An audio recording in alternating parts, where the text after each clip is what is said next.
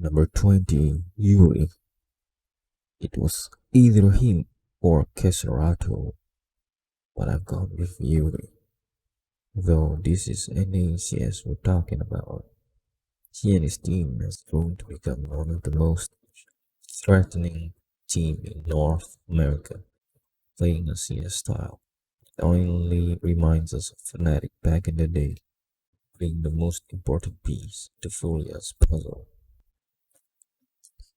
Number 19, Brokey, the second best player this year on FaZe, just behind Nico. But let's be honest, only two players would be better than Nico on that team. Brokey has evolved into a device-style opera and is using it very successfully, being one of FaZe's most important players and an extremely good clutcher. Number 18, Dupree. Dupree has retained monster stats whilst seeing the roster moves that Astralis have made throughout the year to compensate for Sibnick's and Glave's medical leave. He had won a big tournament in a reverse sweep against Navi. That's enough to get him on the list. Number 17, Nexa.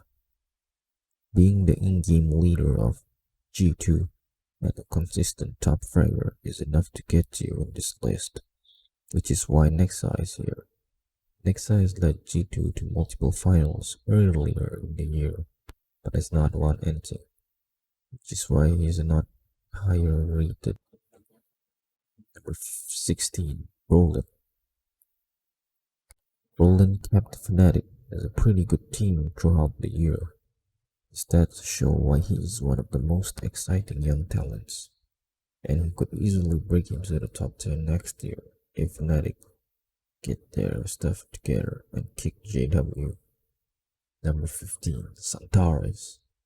That is expected, the biggest onliner of all time, being in the only top 20 list, based off mostly online Counter-Strike.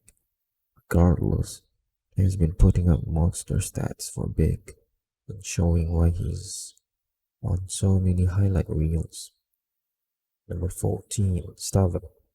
Staven, an 18-year-old kid who came out of nowhere, has led Heroic to be a top 3 team for most of the year, even winning ESL Cologne once against Vitality. He has been Heroic's go-to fragger for the entire year. It is a huge part to his team's success. Number 30, Mantu. Where did Mantu came from? He has carried Uji along with volley, number 6 in the world, even reaching a final which they lost against a FaZe team about to crumble. Number 12, Naf. The only other player apart from E-League who has been able to click on people this year. Naf being moved to the primary opping role hasn't stopped him from fragging and keeping Liquid as a top team. Number 11, Sarson. What an amazing addition Sarson has become for Big. He has been their highest rated player this year, whilst keeping his team in the top 5 teams for a lot of the year, from being ranked at 20 or below, practically solo carrying Big to a tournament. Number 10, Magisk. In-game leading for most of the year for Astralis, whilst also being their second joint highest rated player besides Dupree is an achievement. He has been consistent all year round and is always so reliable for Astralis. Number 9, Hunter. This guy has been G2's shining light throughout this entire year. In G2's rough patch and in their highest highs, Hunter would always be seen top of the leaderboard without beating his entire team. Number 8, Electronic. Recently, his performance had fallen off, but throughout the rest of the year, especially at the start, Electronic was one of the best players in the world. From Navi's Katowice run, he had incredible showings and has mostly remained consistent all year. Number 7. Blamef. Blamef has been carrying complexity whilst being the in-game leader throughout this entire year, even winning a big tournament against Vitality. Without Blamef, complexity would be nowhere near the team they are today. Number 6. Illich. During a bad year for Liquid standards, Illich has once again been that player who is always there to drop 25 frags a game. He is the solo carry of Liquid when NAF doesn't perform, but is the best NA player of all time. In CSGO at least. Number 5. Robs.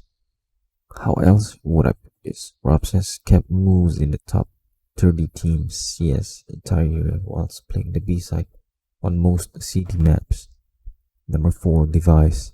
Once again, posting insane stats all year round and staying within a Astralis team who has had roster changes due to medical leave on some players. He has not won as many tournaments as you would expect this year, but is still being one of the most impactful players in the world on the best team of all time in CSGO. Number 3. Nico. Even while in-game leading, Nico has posted the 3rd best stats all year round. Now he is with G2, where he doesn't need to in-game lead. His stats are only going to rise even more. I think this position has to be fixated for him. Number 2. Zio. Zio has been up there with Simple for the entire year, being talked to all year round.